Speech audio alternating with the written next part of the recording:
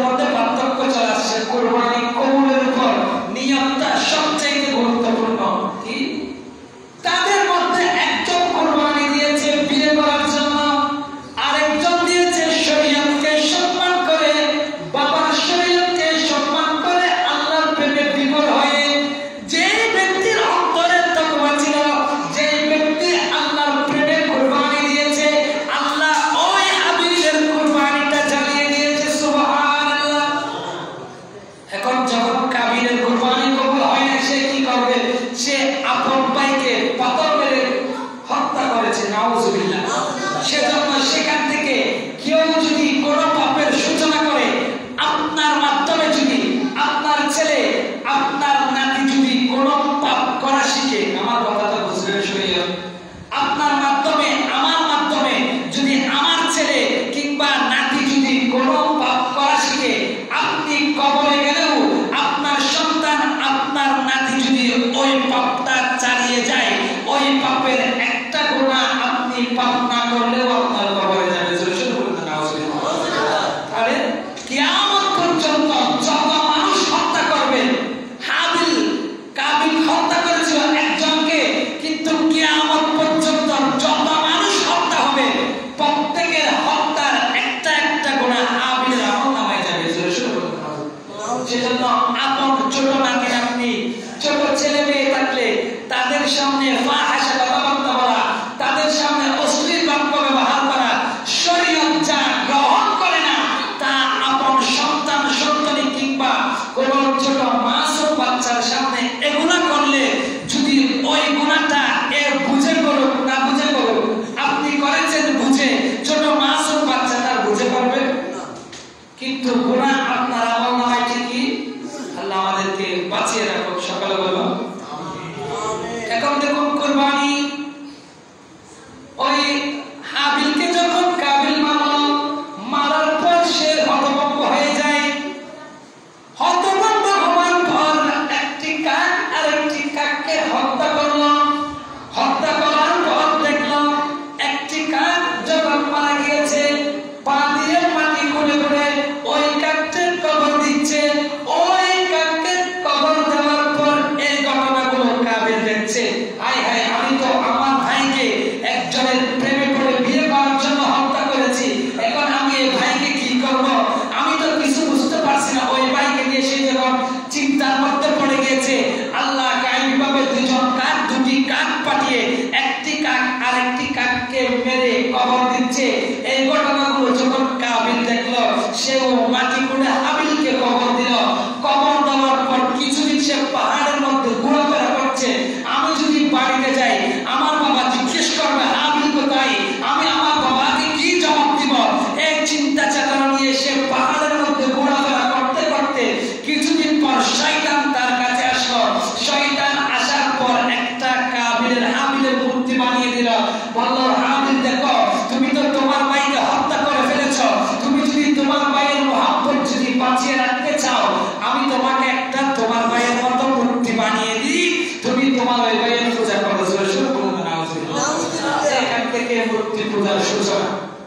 এখান থেকে যেমন মূর্তি পূজা আছে, এগুলোর কোনো অস্তিত্ব শরীয়তের মধ্যে নাই। হিন্দু যে একটা ধর্ম, এটা সিন্ধু থেকে আসছে। যারা ইতিহাস পড়ে তারা জানে এগুলো শুধু ভারতবর্ষে আসে, আর কোথাও।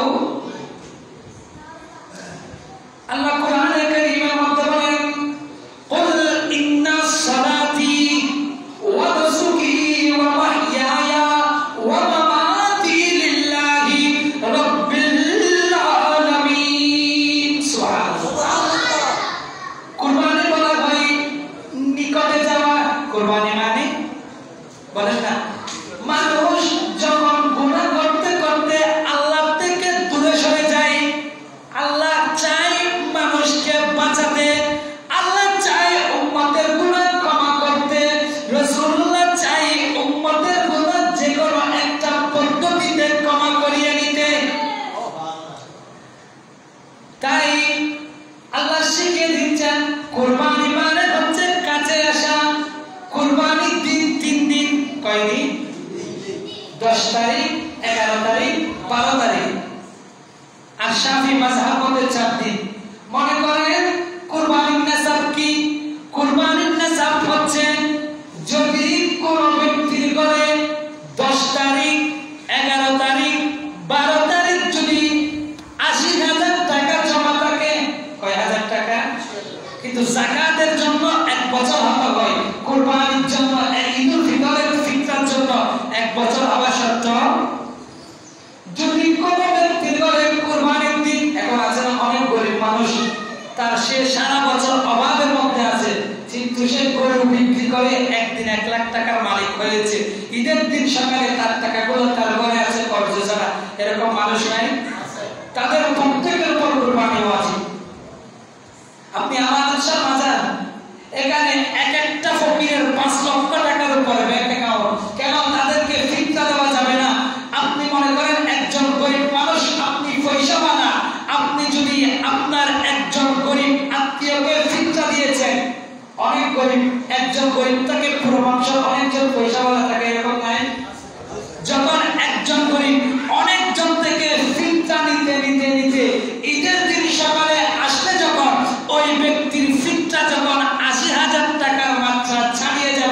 ওই ব্যক্তি তখন ফিতরা নিলে গুনাহগার হবে, হারাম কাজ করবে, ওই ব্যক্তির থেকে উল্টা ফিতরা দিতে হবে। সেজন্য কুরবানির দিন যদি সে গরিব বলছে আমি তো সারা বছর অভাবে থাকি, অভাবে থাকে এটা শরীয়ত বুঝে না। শরীয়ত আপনাকে বলছে না আপনি একটা করে যে 1 লাখ টাকার গরু বিক্রি করেছেন ওই 1 লাখ টাকা দিয়ে একটা গরু কিনে কুরবানি করুন। শরীয়ত আপনাকে এটা বলছে। শরীয়ত বলছে অন্তত তুমি আল্লাহর পর্দাও থেকে বাঁচো। রাসূল করিম সাল্লাল্লাহু আলাইহি ওয়াসাল্লাম বলেছেন মান কানা লাহু সাআতান ওয়া লাম ইউদাহা ফালা ইয়াদরিবান্না মুসাল্লানা। যেই ব্যক্তিকে আল্লাহ কুরবানি করার সামর্থ্য দিয়েছে ওই ব্যক্তি কুরবানি করে নাই, সে যেন আমাদের ঈদের জামাতের কাছেও না আসে। তাই প্রত্যেকটা গরিব হোক পয়সাওয়ালা হোক ঈদের দিন সকালে মনে করেন আপনার ছেলে বিদেশ থাকে, এখন আপনার কাছে টাকা পাঠিয়েছে, ওই টাকাটা 10 তারিখও আসে নাই, 11 তারিখও আসে নাই, 12 তারিখ সূর্য ডোবার আগে আগে আসছে। কখন? যদি ওই অবস্থায় পারেন পশু কুরবান কিনে কুরবান দিতে হবে, অন্তত একটা ছাগল হলেও দিতে হবে। যদি আপনি দেখছেন আপনার টাকা আসছে, টাকা ব্যাংক বন্ধের কারণে কিংবা অন্য অন্য বিষয় ভিত্তি করে আপনার টাকাগুলো এখন আপনার হাতে নাই, কিন্তু আপনার মনে বিশ্বাস আছে আমার কাছে এই টাকাগুলো আছে, তখন আপনি আরেকজনের থেকে কর্জে হাসানা নিয়ে কুরবানি করবেন। কর্জে হাসানা মানে সুদমুক্ত কর্জ, মানে কাছে দাঁত দেয় না, দাঁত দিয়ে সুদ না। দুরূদ সালাতুন ইয়া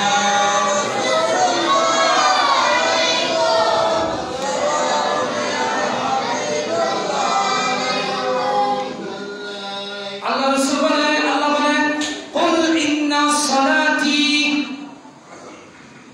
যারা মুমিন হয়েছে মুসলমান হয়েছে নামাজ পড়তে এসেছ বলবেন আমার নামাজ আল্লাহর জন্য।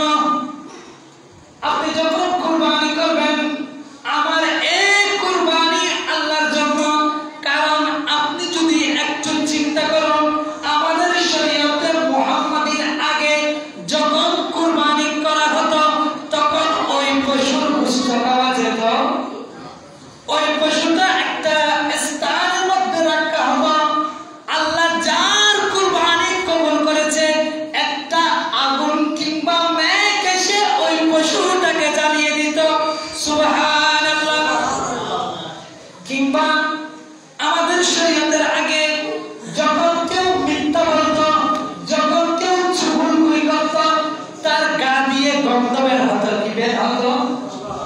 কিন্তু আমার রাসূল দুনিয়ায় আগমন করার পর আল্লাহর কাছে ফরিয়াদ করলেন, আল্লাহ তুমি তো আমাকে রাহমাতুল লিল আলামিন বানিয়েছো, আল্লাহ তুমি তো সত্তারে উলুম, পাপকে গোপন রাখো। আল্লাহ আমার উম্মত গোপনে পাপ করেছে, কুরবানি করছে আপনার জন্য, আপনার রাস্তায় রক্ত প্রবাহিত করছে।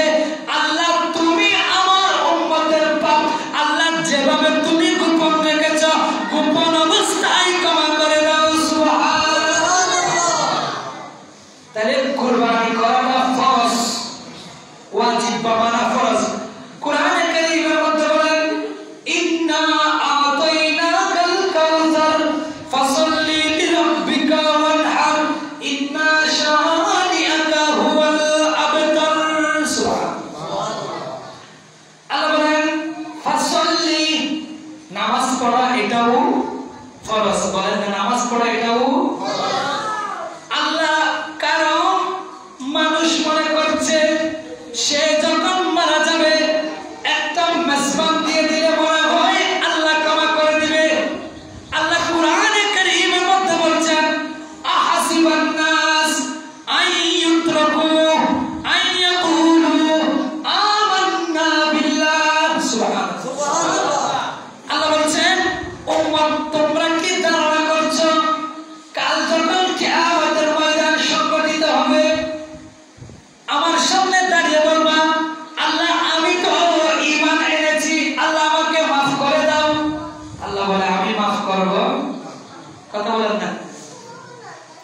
মাফ করে দেয়, এটা আল্লাহর ব্যাপার। আল্লাহ বলছেন আহাসিবান নাস, মানুষকে ধারণা করছে আইয়াতরাকু আইয়াকুলু আমান্না বিল্লাহ, যখন আল্লাহকে বলছে আল্লাহ আমি তো দুনিয়ার বুকে মুসলমান ছিলাম, জান্নাতে পাঠিয়ে দাও, আল্লাহ বলে নয়, আমি যে ফরজগুলো দিয়েছি ওগুলো দুনিয়ার বুকে আদায় করে আমার কাছে আসো, কাল কিয়ামতের ময়দান যখন হবে আমি আমার রহমত দিয়ে তোমার ভুল ত্রুটি থাকলে দুনিয়ায় তুমি যদি চলার চেষ্টা করো, আল্লাহ কখন মাফ করে?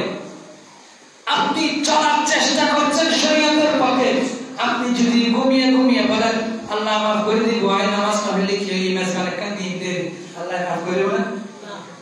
এগুলো ভুল ধারণা। কোরআনে বলছে আইয়াকুলু আমান্না বিল্লাহ, বান্দাকে তোমরা কি ধারণা করছো যখন বলবা আল্লাহ আমি ঈমান এনেছি মাফ করব, আল্লাহ বলে নয়, আমি তাকে মাফ করব যে শরীয়তের পথে চলার জন্য বের হয়েছে, শরীয়তের পথে হাঁটছে, শরীয়ত গ্রহণ করেছে, শরীয়তের পথে চলতে গিয়ে যখন ওই বান্দার যখন ভুল ত্রুটি হবে আমি ওই বান্দাকে ক্ষমা করব।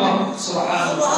তাকে যে শরীয়তের পথে চলতে চাইবে, কারণ একজন শিশু হাঁটতে চাইলেই তো হাঁটা শিখে, আপনি শরীয়তের পথে চলতে চাইলে যদি ভুল হয় আল্লাহ তখন ক্ষমা করবে। আপনি একদম ঘুমিয়ে ঘুমিয়ে ছোটবেলা থেকে নামাজ না পড়ে কবরে চলে গিয়েছেন, আল্লাহ এগুলো কখনো সহজে যদি ক্ষমা করে, এটা হচ্ছে আল্লাহর ব্যাপার।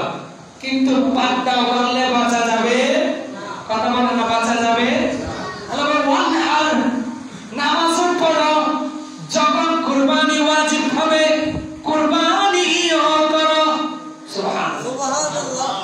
কেন রাসূল করিম সাল্লাল্লাহু আলাইহি ওয়াসাল্লাম আকামা রাসূলুল্লাহ সাল্লাল্লাহু আলাইহি ওয়াসাল্লাম বিল মদিনাতি 10 সিনিনা, আমার রাসূল 10 বছর কুরবানি করেছে। কয় বছর? 10 বছর। সালাতুল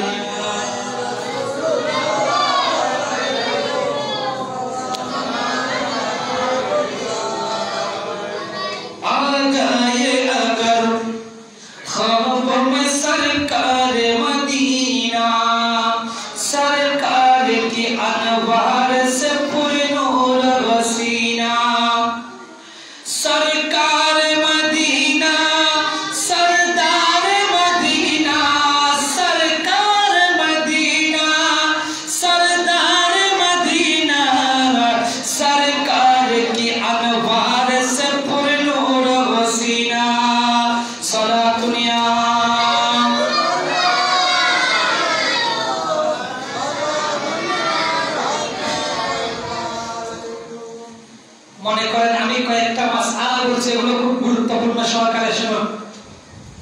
মনে করেন একজন গরিব মানুষ, গরিবের উপর যার কাছে নেশাব পরিমাণ সম্পদ নাই, তার উপর কুরবানি ওয়াজিব নয়, বলেন না? দরুদ পড়ুন, সালাতুল ইয়া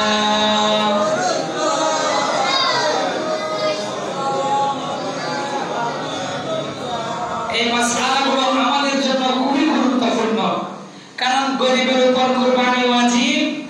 কিন্তু অনেক গরিব আছে যাদের অন্তরের মধ্যে শখ জেগেছে, ইচ্ছা হয়েছে আমি একটা, আমার তো পাড়া প্রতিবেশীরা কুরবানি দিচ্ছে, আল্লাহ আমাকে তৌফিক দেয় নাই, আমারও মন চাচ্ছে কুরবানি করতে।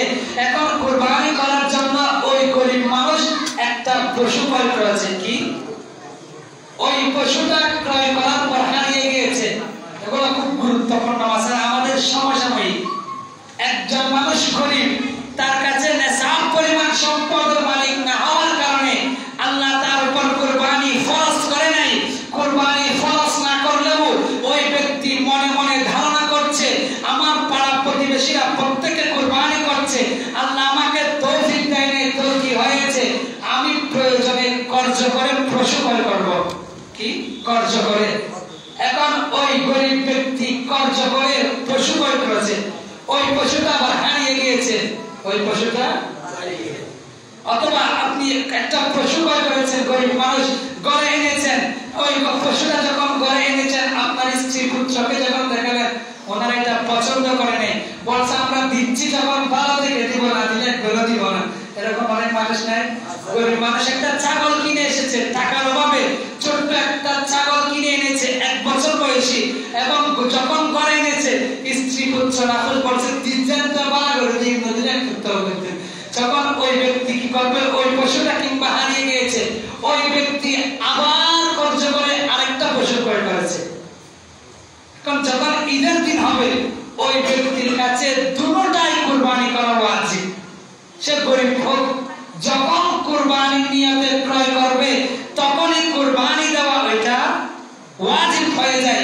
কারণ আল্লাহ বলে নাই গরিবকে কুরবানি করতে, আল্লাহ যখন বলে নাই, ওই ব্যক্তি যখন মজবুর হয়ে নিজের উপর নিজে যখন বোঝা উঠিয়ে নিয়েছে, আল্লাহ বলে যে বোঝা উঠিয়েছে সার বোঝা আমি তার মাধ্যমে নামাবো। ওই ব্যক্তি কর্জ করে পশু ক্রয় করেছে, একটা করুক দুইটা করুক, পছন্দ হোক না হোক, ওই পশুগুলা সে পছন্দ না হলেও বিক্রি করতে পারবে না। ওই পশুগুলা আল্লাহর রাস্তায় জবাই করতে হবে। একজন পয়সাওয়ালা মনে করেন সে পশু ক্রয় করেছে, এখন ক্রয় করার পর ওই পশুটা হারিয়ে গিয়েছে, কিংবা ওই পশুটা ওর ঘর যারা আছে, ফ্যামিলি মেম্বার যারা আছে তাদের পছন্দ হয়, সে যদি আরেকটা পশু ক্রয় করে তখন আল্লাহর রাস্তায় একটা কুরবানি দিলে হয়ে যাবে। আপনাদের এটা শুনলে মনে হচ্ছে আল্লাহ তো শরীয়ত গরিবদের জন্য কঠিন করে দিয়েছে। কারণ গরিবের জন্য কি, একজন গরিব মানুষ একটা পশু ক্রয় করেছে, ওটা হারিয়ে গিয়েছে, কিংবা তার পরিবারের মধ্যে পছন্দনীয় হচ্ছে না, তখন আরেকটা ক্রয় করলে দুটোটা কুরবানি দিতে হবে। কিন্তু একজন মানুষ যার উপর কুরবানি ওয়াজিব হয়েছে, সে যখন একটা পশু ক্রয় করেছে, ওই পশুটা যখন হারিয়ে গিয়েছে কিংবা কোন একটা অবস্থার কারণে কুরবানি দিতে হচ্ছে না, পারছে না, তখন আরেকটা কিনে ক্রয় করলে একটা দিলে হয়ে যাবে। গরিবের জন্য দুইটা কিনলে দুইটাই দিতে হবে। বলছে হুজুর শরীয়ত এত কঠিন করছে কেন? শরীয়ত কঠিন করেছে আল্লাহ আপনার উপর প্রথম অবস্থায় কুরবানি ফরজ করে। আপনি যখন নিজের বোঝা মাথায় নিজে উঠিয়েছেন, আল্লাহ বলে একটা নয় দুইটা কিনেছো, দুইটাই পশু কুরবানি দাও। সুবহানাল্লাহ। আরেকটা মাসালা শুনুন, মনে করেন একজন ভাই গরিব, এরকম নাই, আর 3-4 ভাই যারা আছে তারা প্রত্যেকে পয়সাওয়ালা। এখন ভাই ভাই মহব্বত আছে, ভাইকে বলছে ভাই দেখো আমি গরিব মানুষ, আমার কাছে তো পশু ক্রয় করে কুরবানি দেওয়ার মতো ক্ষমতা নাই, কিন্তু তোমরা তো 3-2 পয়সাওয়ালা আছো, আমিও চাচ্ছি তোমাদের সাথে কুরবানি করতে।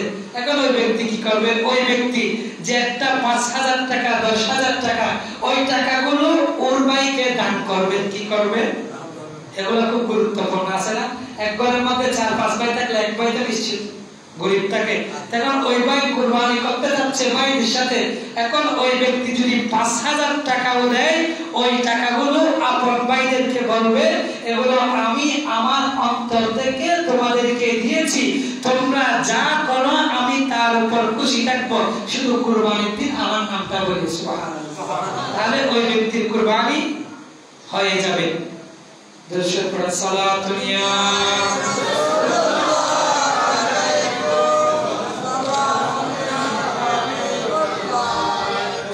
পশু দিয়ে কুরবানি দেওয়া যায়। কয়টা পশু? ওয়ালিকুল্লি উম্মাতিন জাআলনা মানসাকাল লিয়াযকুরু ইসমাল্লাহি আলা মা রাযাকাহুম মিন বাহিমাতিল আনআম। সুবহানাল্লাহ।